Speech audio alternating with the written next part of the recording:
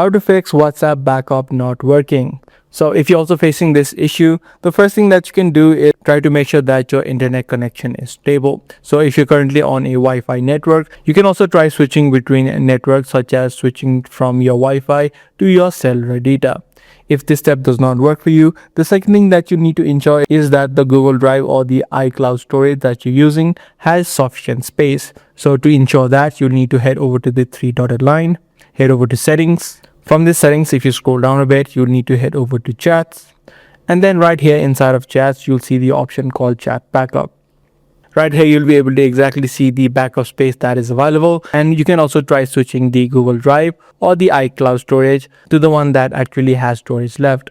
So once you ensure that, the backup should start automatically. What you can also try out is try to clear the app cache of WhatsApp. So head out of WhatsApp and then tap and hold the app. Head over to this eye icon. From this settings page, you can just head over to storage and then tap on the clear cache option. Apart from this, what you can also try out is uninstall the app of WhatsApp and then again re-download it. This ensures that any sort of bugs which may be causing the issue should be immediately now fixed. If this guide video did help you out in solving this issue, make sure to subscribe, share, and also give this video a thumbs up.